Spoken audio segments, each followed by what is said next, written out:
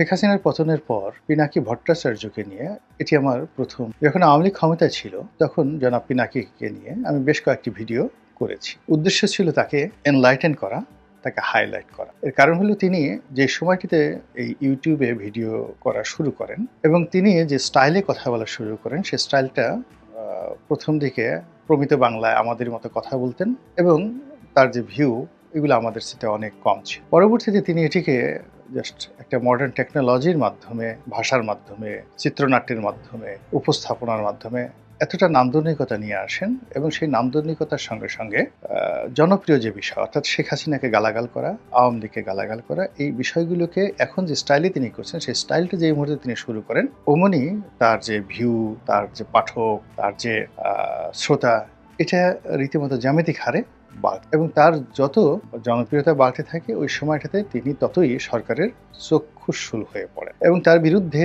বাংলাদেশে যত সম্ভব শেখ হাসিনার পক্ষে যতটা করা সম্ভব অপপ্রচার বলেন, তাকে ব্যান্ড করা বলেন, তার বিরুদ্ধে মামলা মোকদ্দমা সবকিছুই কিন্তু সরকার করেছে। তো যেহেতু আমরা বাংলাদেশে খুব অল্প কয়েকজন লোক পরিবেশ পরিস্থিতি অনুযায়ী আমরা কথা বলে যাচ্ছিলাম এবং তার মধ্যে আমি একজন। যেমন কথা বলেছেন বিএনপির ফজলুর রহমান সাহেব, কথা বলেছেন নুরুল কবির সাহেব, আসিফ নজরুল সাহেব। তো এরকম খুব অল্প, এর বাইরে কিন্তু বাংলাদেশে 4-5 জনের বেশি কথা বলতে পারে। দেশের বাইরে যারা কথা বলেছেন তাদের একটা অবাধ ফ্রিডম রয়েছে, তারা যে কোনো কথা তারা বলতে পারে, কিন্তু বাংলাদেশে বসে আমরা এই কথাগুলো বলেছি। তো সেই কথাগুলো বলতে গিয়ে বাংলাদেশে তখন আমরা যখন কথা বলেছি তখন পিনাকির নাম কোনো মিডিয়াতে উচ্চারণ করা, পত্রিকায় পিনাকি রঞ্জন নামক শব্দগুলো লেখা বা বাংলাদেশে বসে তাকে নিয়ে কৌশলে তার প্রশংসা করে ভিডিও তৈরি করা, এটি একেবারে অসম্ভব একটা বিষয় ছিল, কিন্তু সেই কাজগুলো আমি করেছি। এটা এই কারণে করেছি যে আমাদের যে যুদ্ধ, সেই যুদ্ধের যে টার্গেট অলমোস্ট সেম, শুধু way of talking and way of presentation is different, but লক্ষ্যটা সেম। তো যাই হোক, শেখ হাসিনার পতন হয়েছে আলহামদুলিল্লাহ। শেখ হাসিনার পতনের পর আমাদের এই বাংলাদেশে আগে যে সমস্যাগুলো ছিল সেই সমস্যা প্রায় সব সমস্যায় বহুগুণে বেড়ে গেছে। তারপর কিন্তু আমাদের আফসোস নেই। এর কারণ হলো শেখ হাসিনার 15 বছরের যে শাসন আমল, আমরা প্রায় সবাই যারা নির্যাতিত হয়েছি তারা যে কোনো মূল্যে পরিত্রাণ চাচ্ছিলাম। এমনকি অনেকে মৃত্যু কামনা করছিলেন যে এর সাথে আমাদের মৃত্যু হয়ে যাক, আল্লাহ তুমি জিবরাইলকে পাঠিয়ে আমাদেরকে নিয়ে নাও, আচ্ছা শেখ হাসিনাকে নিয়ে নাও। তো শেখ হাসিনা চলে গেছেন, আল্লাহ তাকে ভালো রাখুন, হেদায়েত দান করুন, বেহেশত নসিব করুন, আমরা দোয়া করি। কিন্তু এখন শেখ হাসিনার অবর্তমানে এই বাংলাদেশে যে সকল সমস্যাগুলো তৈরি হয়েছে, দেশের বাইরে থেকে যারা পিনাকি মতো লোকজন আছেন তারা অনুধাবন করতে পারবে আমাদের যে বেদনা। আমরা এই বাংলায় বসে যারা কথাবার্তা বলছি, যারা ব্যবসা বাণিজ্য করছি, সীমাহীন অরাজক। এটা মানে একটা ইংরেজিতে একটা শব্দ আছে, it can better imagine than describe. কিছু কিছু বিষয় আছে কল্পনা করা যায়, বর্ণনা করা যায় না। আমরা যারা ভুক্তভোগী, আমরা এই বিষয়গুলো যেভাবে কল্পনা করতে পারি সেগুলো আমরা বর্ণনা করতে পারি না, আর বাইরে যারা আছেন তারা প্রশ্নই আসে। তো সেই দিক থেকে এখন এই বাংলাদেশে যা কিছু হচ্ছে সেই অবাধ দৃষ্টিতে মনে হচ্ছে যে সরকারের পেছনে সরকার আছে, তারপর অদৃশ্য অনেকগুলো ক্ষমতা আছে। এখানে তৃতীয় রাষ্ট্র বা ফোর্থ স্টেট, চতুর্থ রাষ্ট্র, ইংরেজিতে যে কথাগুলো আছে সেগুলো খুবই কার্যকর অবস্থায় আমাদের সমাজকে উত্তাল করে তুলছে। তো এত কিছুর মধ্যেও যে মানে অবাক করা যে বিষয়, সেই অবাক করার বিষয়টা হলো যে বাংলাদেশের শাসন প্রণালী, তারপর শাসন ব্যবস্থা, প্রণালী এবং ব্যবস্থা দুটো আলাদা জিনিস। এরপর দৈনন্দিন কর্মকাণ্ড এবং আমাদের জাতীয় গুরুত্বপূর্ণ যে সিদ্ধান্তগুলো হচ্ছে, সব ক্ষেত্রে প্যারিস প্রবাসী ইউটিউবার জনাব পিনাকি ভট্টাচার্য তিনি খুবই গুরুত্বপূর্ণ ভূমিকা পালন করছেন। আমি যেটা শিরোনামে ব্যবহার করছি সেটি হলো যে তিনি এখন বাংলার খমেনি। আয়াতুল্লাহ খমেনি একসময় প্যারিসে ছিলেন এবং সেখানে থেকে তিনি পুরো যাকে বলা হয় ইরানের রাজনীতি নিয়ন্ত্রণ করেছেন এবং তার কথা মতো সবকিছু চলেছে। এবং একটা সময় তিনি প্লেনে করে এসে অলনেস হার্ডেন, কাউকে না জানিয়ে অলনেস হার্ডেন উপস্থিত হয়েই তিনি বিপ্লবের নেতৃত্ব দিয়েছেন। আমাদের দেশে শেখ হাসিনা বিরোধী যে আন্দোলন ছিল সেটাকে অনেকে বিপ্লব বলার চেষ্টা করছেন, কিন্তু বেশিরভাগ মানুষ এটাকে গণ অভ্যুত্থান, গণ আন্দোলন, গণবিক্ষোভ এবং শেখ হাসিনার পলায়ন বা ক্ষমতাচ্যুতি এই হিসাবে দেখছে। কিন্তু সত্যিকার অর্থে এখন যে অরাজকতা চলছে, এই অরাজকতা আমার সিক্স সেন্স বলছে অন্তত 5 থেকে 10 বছর চলবে। আর এই অরাজকতা থেকে বের হওয়ার জন্য আমরা যে লড়াই এবং সংগ্রাম করছি, এটাই হবে একটা দ্বিতীয় বিপ্লব, তৃতীয় বিপ্লব হবে। এবং সেই বিপ্লবটা চলছে।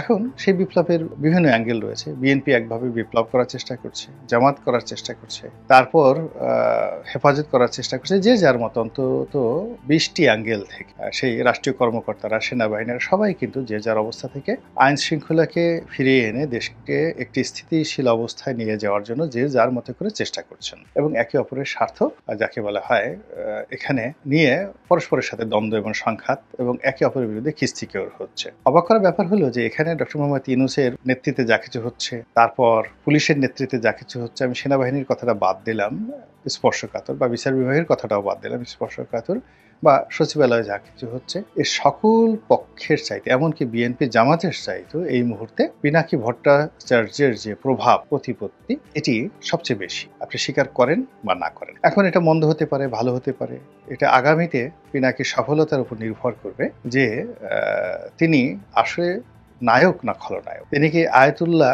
খমেনি হিসেবে বাংলাদেশে অমর হয়ে থাকবেন, নাকি সালমান রুশদি হিসেবে বাংলাদেশে নিন্দিত হবেন, এটি আগামী দিন বলবে। এর কারণ হলো বিজয় নতুন ইতিহাস রচনা করে। তিনি যদি বিজয়ী হন তাহলে ইতিহাস তিনি রচনা করবেন, কিন্তু ইতিমধ্যে তিনি যে কাজগুলো করে চলেছেন সেই কাজগুলো ভীষণ রকম ম্যাটিকুলাস। তিনি যেভাবে 32 নম্বর ভেঙেছেন এবং একদম লাইভে থেকে বসে যেভাবে হুকুম দিয়ে প্রতিটি ঘটনা তদারক করে, টেলিফোনে ইনস্ট্রাকশন দিয়ে এটা করো, ওটা করো, ওটা করো, এরকম প্রকাশ্য গত 100 বছরে, আমি 100 বছরে গেলাম না, মানে এই টেকনোলজি চালু হওয়ার পর এইরকম কোনো অপারেশন, 32 ভাঙার যে অপারেশন যেটা আমি দেখেছি, এরকম কোনো অপারেশন আমি, কোনো মিলিটারি অপারেশন আমি দেখি। আমি যখন অ্যাবোটাবাদে বিন লাদেনকে হত্যা করা হলো, ওই সময়টিতে বারাক ওবামার দৃশ্য আমরা দেখেছি। অর্থাৎ ওই অভিযান পরিচালনা করা হচ্ছে, তিনি জয়েন্ট চিফ অফ স্টাফের চেয়ারম্যান, তাকে নিয়ে বসে আছেন, প্রতিরক্ষা মন্ত্রীকে নিয়ে বসে আছেন, তিনি নিজে বসে আছেন, মিলিটারি বিশেষজ্ঞরা বসে আছেন এবং অপারেশন চলছে। তো সেটার সঙ্গে যদি 32 নম্বর ভাঙার যে অপারেশন পিনাকি করেছেন ওটাকে তুলনা করি, তাহলে দেখা যাবে যে বারাক ওবামার চাইতেও তিনি মূলত ওই অপারেশনটা আরো অ্যাক্টিভলি করেছেন। এর কারণ হলো বারাক ওবামা রাষ্ট্রীয় ক্ষমতায় বসে তিনি কমান্ড পরিচালনা করেছেন, আর পিনাকি কোনো ক্ষমতা ছাড়াই কেবলমাত্র তার যারা সমর্থক, ভক্ত, ছোট ভাই ব্রাদার, তাদেরকে দিয়ে তিনি এই কর্মটি করিয়েছেন। 2 নম্বর হলো তিনি ঝুঁকি নিয়েছেন, তিনি শুধু বসে বসে দেখেননি, তিনি কমান্ড দিয়েছেন। ফলে ওই ঘটনার পুরো দায় দায়িত্ব তার, এবং আগামীতে তিনি যদি সফল হন তাহলে এটি তাকে অমরত্ব দেবে, আর ব্যর্থ হলে বুঝতেই পারেন যে তার সকল দায় দায়িত্ব তাকে, তার পরিবারকে, পরিজনকে, আত্মীয় স্বজনকে, বন্ধু বান্ধব, ছোট ভাই ব্রাদার যারা যারা আছে সবাইকে সেটা ভোগ করে। তো এইভাবে পিনাকি যে কাজটা আছে সেটা হলো যে তিনি প্রথম আলোর সামনে জিয়াফত করে প্রথম আলোকে একটা শিক্ষা দিয়েছেন। এরপরে আরো অনেক কর্মকাণ্ড।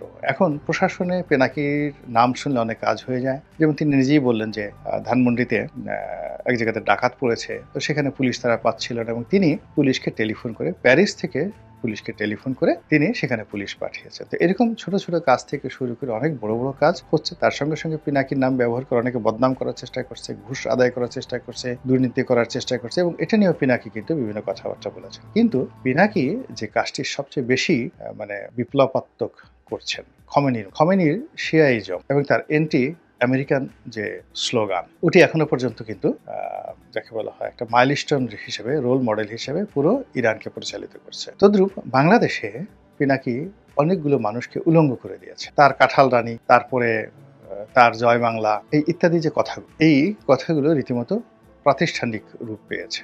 আবার তিনি যে সকল গালাগাল করেন, যেমন জাউরা মানে আপনারা তো জানেন যে জারজ, যাকে জারজ বলা হয়, সেটার আঞ্চলিক শব্দ জাউরা। তো জাউরা মানে তিনি যাকে গালি দিচ্ছেন, এটার বক্তব্য হলো যে সে একজন জাউরা মানে বাস্টার্ড, আর সে শুধু যেন তেন বাস্টার্ড না, জাউরা মানে তার বাপ ও বাস্টার্ড ছিল। তো তিনি এইভাবে অনেকগুলো মানুষকে জাউরা বলে যে ট্যাগগুলো দেওয়ার চেষ্টা করছেন, সেই মানুষগুলো কিন্তু অনেকেই ইতিমধ্যে আহত বা নিহত হয়ে গেছেন সামাজিকভাবে। This is the fact. এখন আগামীতে সেই লোকগুলো ফিরে আসার রাজনীতিতে কতটুকু সম্ভাবনা আছে বা না আছে সেটা পরে দেখা যাবে, কিন্তু তিনি যাদেরকে গালাগাল দিয়েছেন এবং যাদেরকে এভাবে উলঙ্গ করেছেন, সেটা কিন্তু একটা রীতিমতো বিপ্লব হয়ে গেছে। 2 নম্বর হলো যে তিনি শেখ হাসিনার নিচে কাউকে নিয়ে কখনো ভিডিও করেন, অন্যদেরকে গালি দিয়েছেন। তার ভিডিওর যে ট্রেন্ড এবং টপিক, এটা সবসময় শেখ হাসিনা কেন্দ্রিক ছিল। আর এখন তিনি ভিডিও করছেন ডক্টর মোহাম্মদ ইউনূসকে নিয়ে, অথবা জেনারেল ওয়াকারুজ্জামানকে নিয়ে, অথবা আওয়ামী লীগকে নিয়ে, অথবা শেখ হাসিনাকে নিয়ে। এর বাইরে তিনি যাচ্ছেন। ইট মিনস যে তিনি একটা বিপ্লব করার জন্য যে টার্গেট নিয়ে এগুচ্ছেন এবং যে বিপ্লবী গ্রুপ তিনি তৈরি করছেন দেশে এবং দেশের বাইরে, সেখানে তাকে সাহায্য করার জন্য যেভাবে টাটকা অলি আছে, আবার তাকে সাহায্য করার জন্য দ্য বাস্টার্ড, এবং যাকে বলা হয় জাউরার জাউরা, মানে son of A bastard, bastard of the bastard, মানে সেগুলো group of dozens of bastard রয়েছে যারা চিন্তা চেতনায় দেশে দেশের বাইরে তার সৈনিক হিসাবে, তার যাকে বলা পোষ্য হিসাবে, তার ভক্ত হিসাবে তাকে সাহায্য করছেন। তো কাজেই তিনি ম্যাটিকুলাসলি যে কাজগুলো করছেন, যেখানে তাকে তার বলা দরকার তিনি বলছেন, যেখানে তার হুজুর দরকার সেখানে হুজুর বলছেন, যেখানে তার বাস্টার্ড দরকার বাস্টার্ড বলছেন, যেখানে তার পিচ্চি হেলাল দরকার, জাস্ট কথার কথা বললাম, যেখানে তার সন্ত্রাসী দরকার, যেখানে তার ছোট রাজন দরকার, দাউদ ইব্রাহিম দরকার, প্রায় সব ক্ষেত্রে তিনি যে একটি শক্তিমত্তা অর্জন করে ফেলেছেন, এটি রাষ্ট্রের মধ্যে আর একটা নতুন রাষ্ট্র তৈরি করে ফেলেছে। এবং এটা কিভাবে তৈরি করে ফেলেছে জাস্ট একটা ছোট উদাহরণ দিই, তাহলে আপনারা বুঝতে পারবেন।